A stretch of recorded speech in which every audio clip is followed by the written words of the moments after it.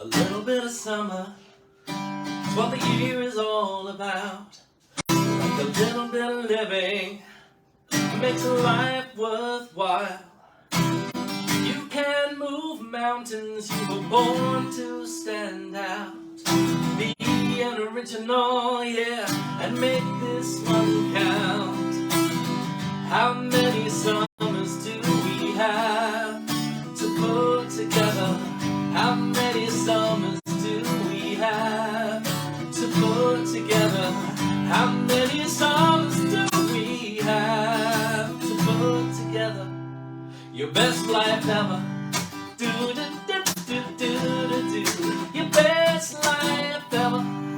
Do do do do do do. Your best life ever. Do do do do do do. Your best life ever. Do do do do do. Oh, a little bit of sunshine and a whole lot of rain makes all the good things grow and takes away the pain. You can't break the rules. Take your time to stand apart, ignoring what you think with your head and leading with your heart. Yeah. How many summers do we have to put together? How many summers do we have to put together? How many summers do we have to put together? Your best life ever. Do do do do do do. Your best life ever. Do do do do do do. Your best life ever. Do do do do do do. Your best life ever. Do do do do do. Oh, a little bit of summer is what the year is all about. Like a little bit of living makes a life worthwhile. You can move mountains, you were born to stand out. Be an original, yeah, and make this one count. How many summers do we have to put together? How many summers do we have to put together? How many summers do we have to put together? Your best life ever. Do do do do do do. Your best life ever. Do do do do do do. Your best life ever. Do do do do do do. Your best life ever. There you go. I have mixed feelings on that song. It seems to put a little pressure on us, right? So, I got some more songs afterwards, don't worry. We're going to release some of that pressure, and hopefully the talk will do some of that as well. So, I just screwed up. I think I just screwed up. Actually, I don't know, right? But if I did, that's okay. Yay! A member of the congregation at U7H, that's Unity in the Seven Hills, messaged me out of the blue, and I gotta tell you, she does it, and this is the only time she's ever done it. And when I told her that I was preparing to give a talk, she said that what she wanted to hear was how to remove the fear that blocks success. Now, I'm not one who does exactly what I'm told. I'm a creative after all, but when I hear the universe speaking to me, it sends me a message or a messenger. I take note. But here's my twist on that thing. Whether we like it or not, we have been brought up in our world, society, with old world beliefs to directly or indirectly believe that the message of the traditional church, that we are all sinners, is the one that we should take on board. Now, that we will never be what we should, that we can never live up to God's expectations for our life, or the perfect example that was sent to us to show the way. Jesus of Nazareth, the Son of God. We have one go at this existence. This is like my song, okay? This is the dark side. We have one go at this existence, and frankly, we are falling short. The more awareness that we have of ourselves, it seems the more awareness we have of our shortcomings. Rather than living in a state of perfect bliss, we live in a state of increasing guilt. I'm only talking for me, guys. Thanks. What's more, we have that perfect panic as we live into the very human realization that our time is running out. It's pretty heavy, right? How can we do the best that we can? How do we go from here and get it right this time, for once, like we should, right? What's the perfect path to take? Just jump. Why are we here? Don't we have a purpose? Why am I doing all that I should be doing right now? And sometimes we look at our lives and where we are and reflect back. What a mess. How did I get here? Doing what I'm doing and maybe more. Not doing what I should be. Yes, we've made steps, but were they really the right ones? Why didn't I just stay on my proper path? And did I really do all that I should have? We criticize ourselves and think we should have done this or we should have done that. It's time to stop it. I mean, really, stop it. Right now. That's part of our old thinking. It's our lizard brain, our monkey mind, fight or flight. It's old school, and it's not what we have been taught in New Thought. Which is not that new, by the way. It's time to start living differently, believing differently, to live a life of self-acceptance, to live a lighter life. Let's take a breath and release all of that, because that was a lot. It's time to start living into a different paradigm. But first, let's go back. And let's take a look at the traditional religion for a second. So the message of Jesus may have been misrepresented to us. That one that's been holding on to us for 2,000 years. The gospel is supposed to mean good news. That's exactly what it means. What's good about the message that we've been receiving? Not too much. At least from a personal standpoint. It has well suited the church and nicely placed it into a position of authority as man's only real connection to the divine. If I get too down on the traditional church, I apologize, but some things have to be said sometimes. A message put forward by its own authority and to give it authority. It may not be the message that we were supposed to be getting from the Gospels and the story of Jesus, but more of a man-made, or more importantly, a church-made interpretation or reinterpretation of the message that was originally intended. It's so funny because I was speaking today with our host at the Airbnb, and this came up, and not from me, from her originally. So, if you're watching, Sharon, this is for you. The original intention may be a much more uplifting message. The philosopher Alan Watts said, there is a much more subtle Christianity of the theologians, the mystics and the philosophers, but it's not what gets preached from the pulpit. What would the real good gospel be?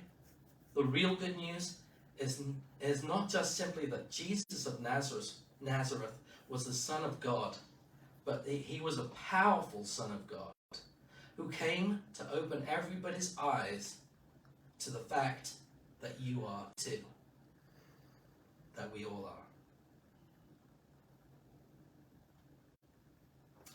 If you go to John 10, verse 30, Jesus says, I and the Father are one. And some of the folks didn't like that. They picked up stones to stone him. He says, many good works have I shown you from the Father, and for which of these do you stone me? He was pretty smart. They say back to him, for a good work we stone you not, but for blasphemy, because you being a man make yourself God. And he replied, isn't it written in your law, I have said, you are gods. That's the quote. In this, Jesus is referring to the words of Psalm 80, the 82nd Psalm, verse 6. So you had a Psalm quote this morning. And in that it says, I said, you are gods. You are all sons of the Most High. Jesus goes on to say, if God called then those to whom he gave his word, he was speaking in an old form of English, Jesus. If God called then those to whom he gave his word gods, and you can't deny the scriptures, how can you say I blaspheme? Because I said, I am a son of God. So I am a son of God. Now, in what was passed on to us, this was retranslated to the Son of God. But the original Greek translation says a Son of God, not the. So that we are all sons and daughters in this room of God. Now, and what was passed on to done that. So when he says, I am the way, no man comes to the Father but me, this I am, this me, is the divine in all of us. In Hebrew, that will be called the Ruach Adonai. This message that we are all of a divine nature is the gospel, the good news. The message that we could have been taking all these centuries, and how life might be different if we believed truly that we were born of and so closely connected to the divine. Just think how this world would be different. And to bring it back to unity, if we had true faith in our first and second principles, how would life be different? How could this world be different? How might we choose to be different? So I'm going to read the first one. God is all there is and present everywhere. This is the force of love and wisdom that underlies all of existence. God is. Human beings, this is the second one. Human beings are divine at their core and therefore inherently good. All of us. Could we really, in that circumstance, be off of our path? Or maybe we're just overturning a rock here or there along our way, attracting experiences and lessons to add to our growing portfolio of experiences and things that we learn. Indeed, the smell of a flower, and I'll explain this in a minute, and the breaking of an ankle are experientially divine. The breaking of my own ankle, falling from a ladder in the rain, well, not wise, led me to the distinction to pursue music as my career, full-time. No more gutters and windows for me. But even after that, I still had an interesting situation that came up. It's another little challenge that I had to overcome and make a decision in a moment. So I'm going to tell you a little story about, I'm a violinist. Now, I play some guitar as well, but fundamentally a violinist and viola player. I was fixing up a house, picking up one of those big bathroom mirrors, you know, the double ones, you know, that it's for two sinks traditionally, whatever. And so I'm picking it up very carefully because on this side, it's cut. I mean, it's already broken, so I'm picking it up very carefully. And so I begin to move it and it breaks and slices through my fingers. These three fingers, the three main fingers that you use when you're playing the violin, the tips to those ones, and the middle, you can see that one. That's the only one that you can see left, right? And right down to the bone. And it also helped me to make another distinction, because in that moment, my first wife was like, "Oh my God, how are you gonna do your gigs?" Not how's your fingers, you know. No. So anyway, that's another story for another time. But yeah, in that moment, And I actually did have a gig that evening, and there was nobody that could do what I had to do, because I was doing a musical and switching back and forth between the violin and the viola. The violinist had dropped out. The musical was Spring Awakenings, if any of you know it. It's not kind of a nice traditional easygoing musical, and the parents of the 18-year-old had said to him, "You're not doing that musical," so he had to pull out at the last minute. So I was switching back and forth. Now I had a challenge, and when I went to the walk-in clinic, and they said, "Oh, I think we're gonna have to do stitches," and I said, "Don't do stitches," because I knew that would be like weeks of recovery and all of that stuff. I think it probably would have been painful, and probably would have ended up looking a lot worse than that, right? And lost sensitivity in my fingers and such. So I told them to glue it back together, and that's what they did.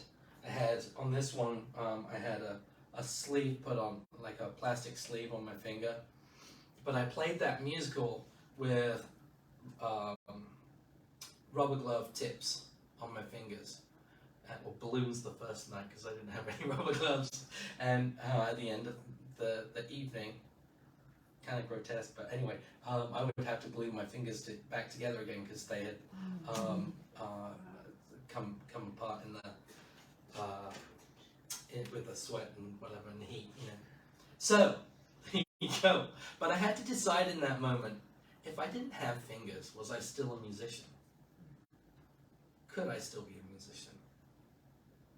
And I had to think. That's a question, right? About being and doing and who you are. And I decided that I was still a musician, whatever happened. So all of these learning experiences, and so many more, led me to where I am today. I had a conversation with Doug, the owner of Apocalypse Ale, a brewery in Forest, where I was sharing a gig with another musician. And he was talking to me about starting violin lessons during the break. Thank you. Although, I'll move back there. Although he had a major challenge of his own, moving forward at this time, he had his tendons had tightened up, and his fingers were like this. Now he'd had on one hand the bowing would be his bowing hand. He had actually already had surgery and it had opened up, and he was waiting a year for that to recover so that he could get the other one done. So, you know, it's quite a challenge.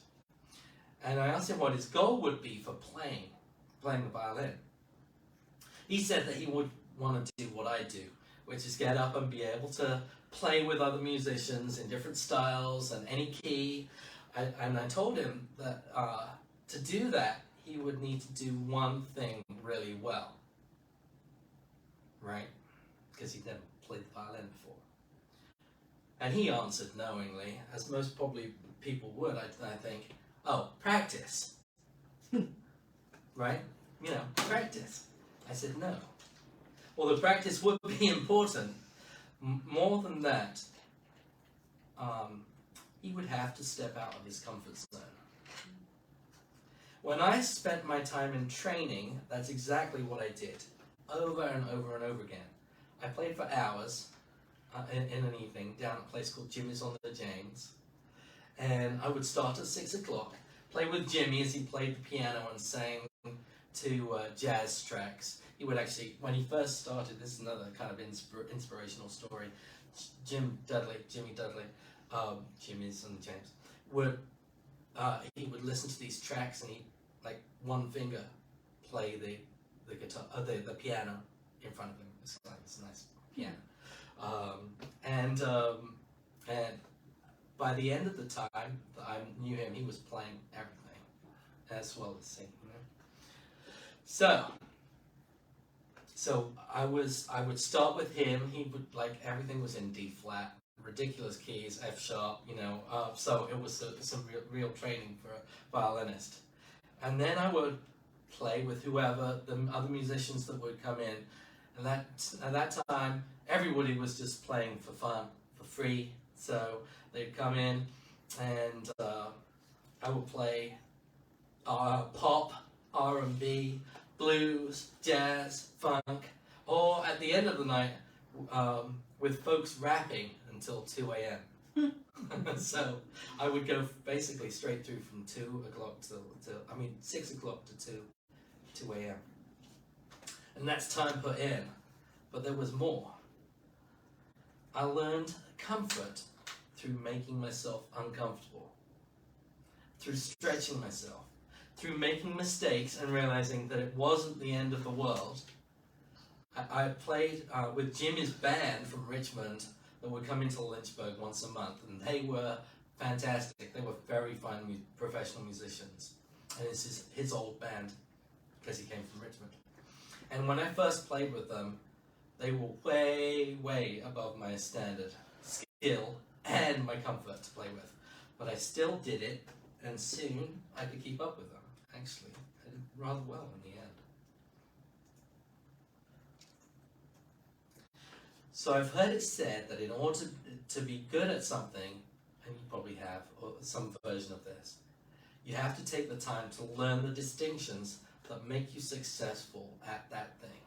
So you have to learn the distinctions to be good at something. And that the only way to learn those distinctions is to earn them by making mistakes. By being bad first. Right? Most people don't just jump into something and become like experts immediately. We've got to kind of work our way through not so good. So, to make those mistakes and never to stop learning and not to stop growing, not to stop improving and not to stop becoming.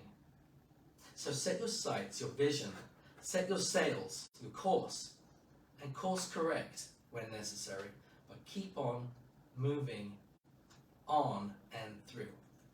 Now, if there is something that you want to do, find a way of doing it and lean into it, even if it's uncomfortable, really uncomfortable to start off with. Correct errors as quickly as you can. I think learning is important. You don't want to be making the same mistakes over and over again. Learning the lesson that a mistake can give you, and keep going, because you will never get there to whatever there is for you if you don't. You got to keep on going. And hey, there, most of the time changes anyway. We get half the way to where we think there is, and that's not where there was, right? There is somewhere totally different, right? So be brave, because as someone who was running a course that I recently attended reminded us, a child of God can never come to any harm. If we really let's take a moment to think about that. Let's shut our eyes and take a breath and realize the child of God can never come to any harm.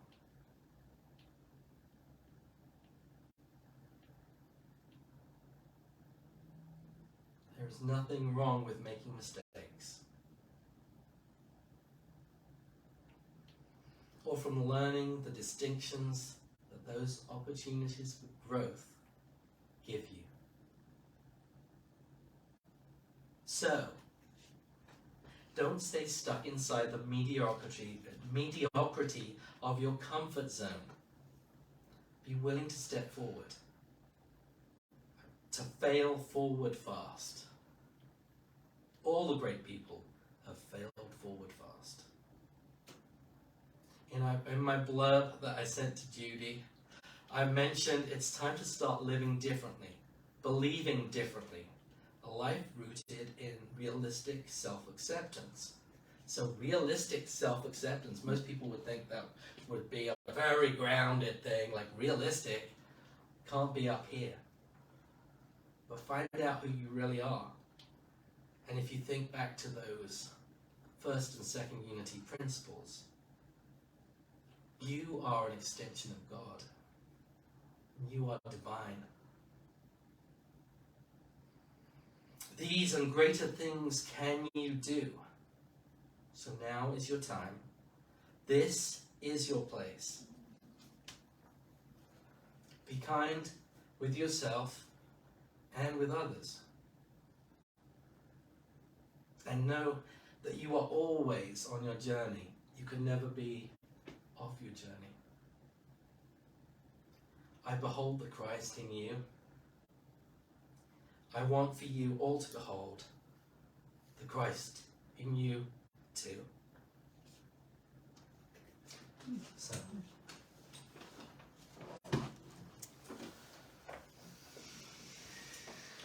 if you don't mind, I'm going to do 2 songs. Yeah, it's kind of interesting. So angels have come up for me, and you're going to see it here in the second song I'm going to do, which you're going to sing along with. You don't know that yet, but you are going to sing along. That's a totally new song. So we're staying at our Airbnb with Sharon. Hey, Sharon.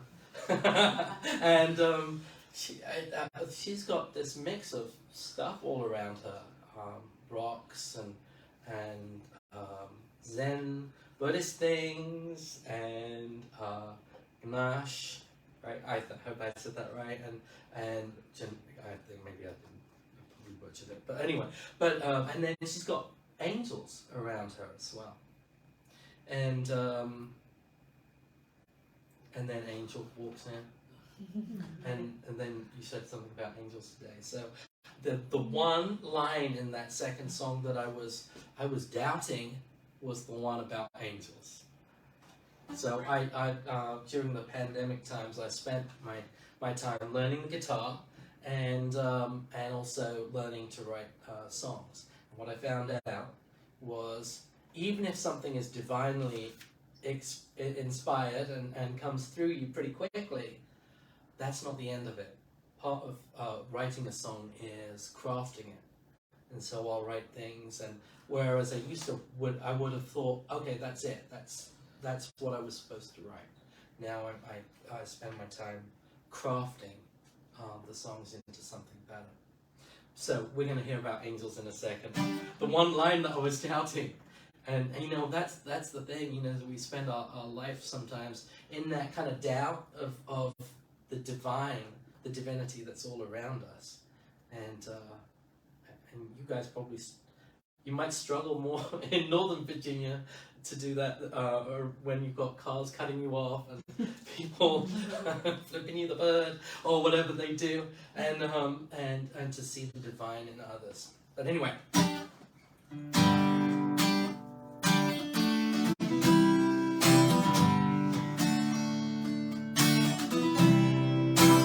It's time to step out of your comfort zone.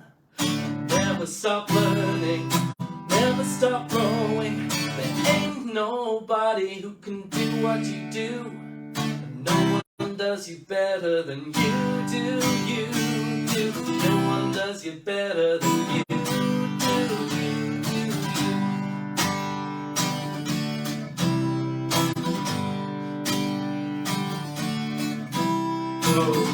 go-getter all around town.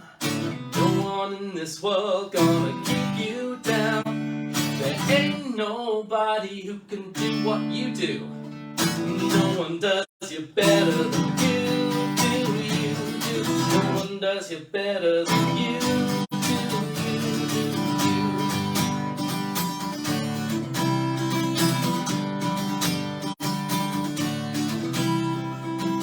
You gotta feel it to really heal it. You gotta know it to really show it. Keep on going and glowing and knowing and showing, 'cause you're a real go-getter all around town. No one in this world gonna keep you down. There ain't nobody who can do what you do. No one does you better than you do. does you better than you do. No one does you better than you do. You do you. There you go. No one does you better. So, move into who you really are. And know who you are.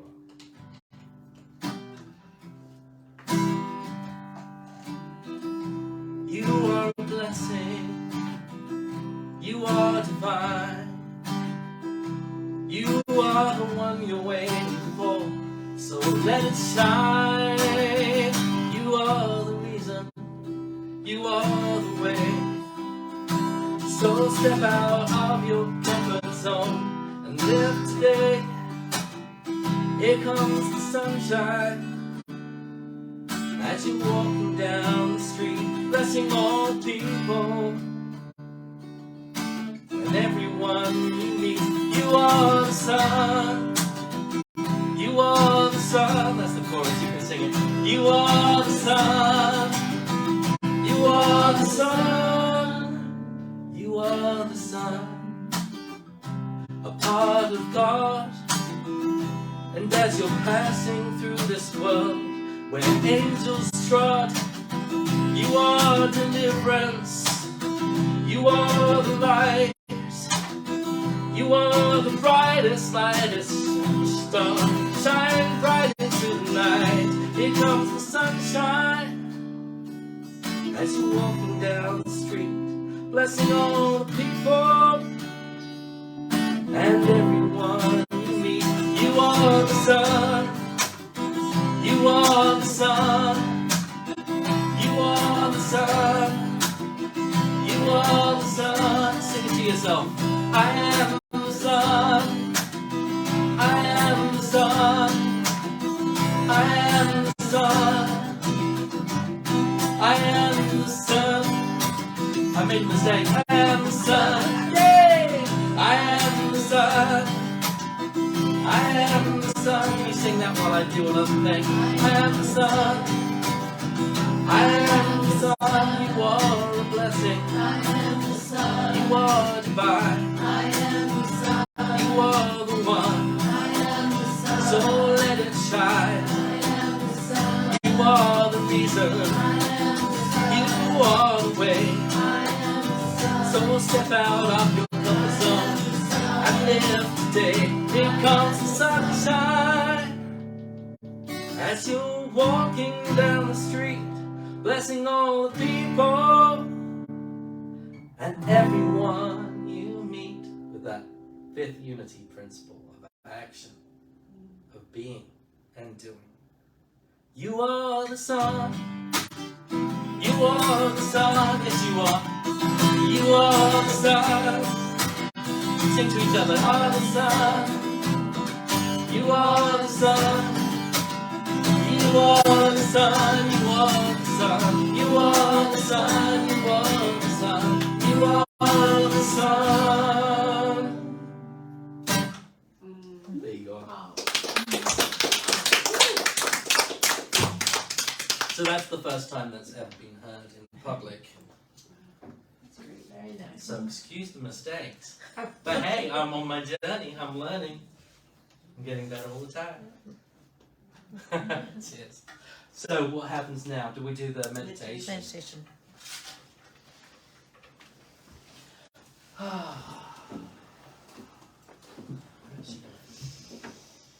going to do another. There's a lot of music today. I'm going to do another song. This is Eddie Watkins. And I'll do a shortened version. Let's take you into meditation as you realize who you really are.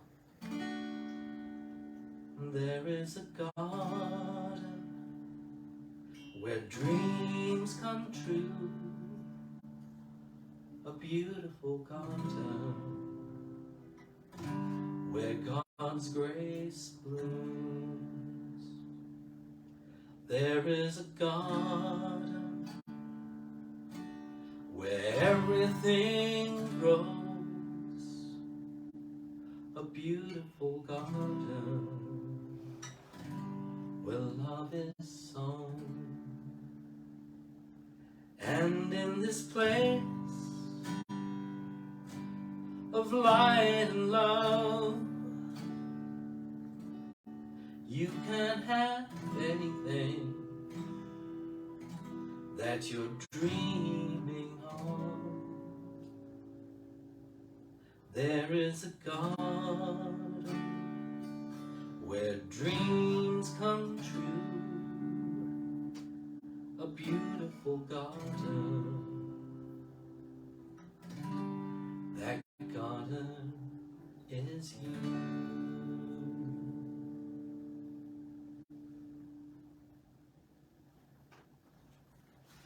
Let's take some deep breaths now in this moment of power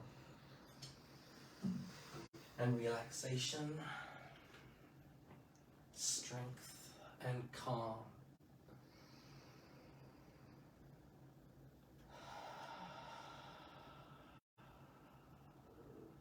And we realize that we are on the journey.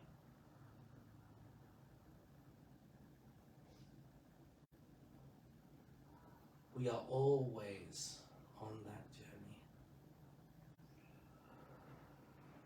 There is no wrong.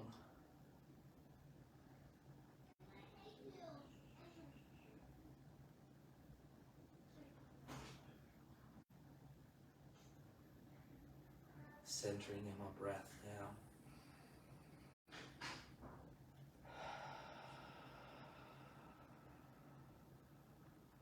We realize that we are guided by the divine light that lives in us and all the people we meet. And we realize in this moment and in all the moments as we take them through our week,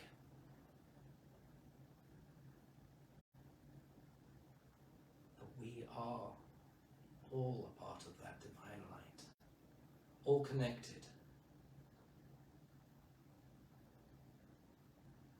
all inspired in the breath, the Spirit of God.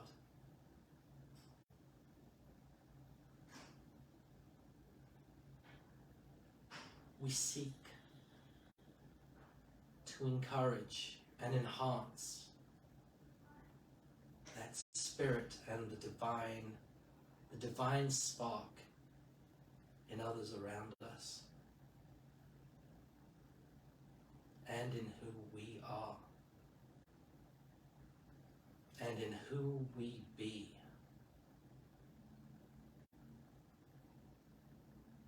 In every moment of every day, we are divinity.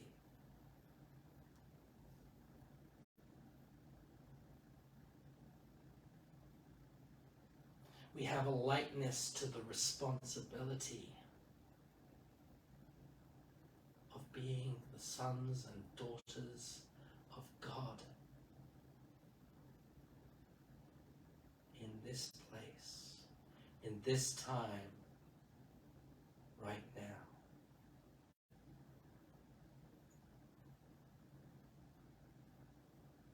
As we go into the silence for a few moments, we realize who we really are.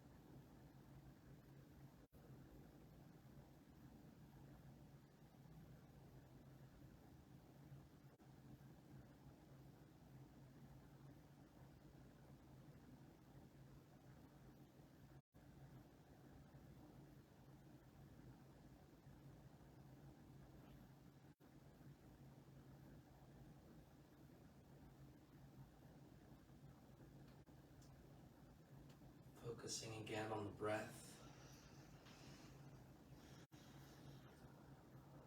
We take that message of who we are, our divine spark.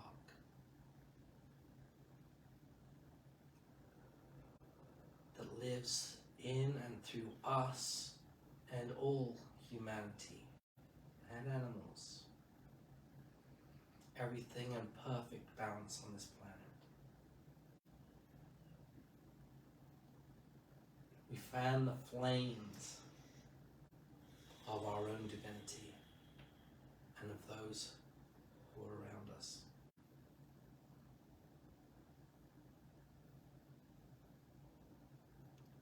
Sending the light out into the dark.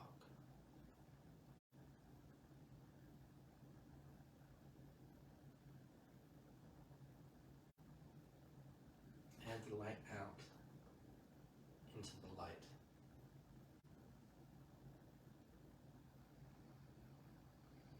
So take a few more breaths.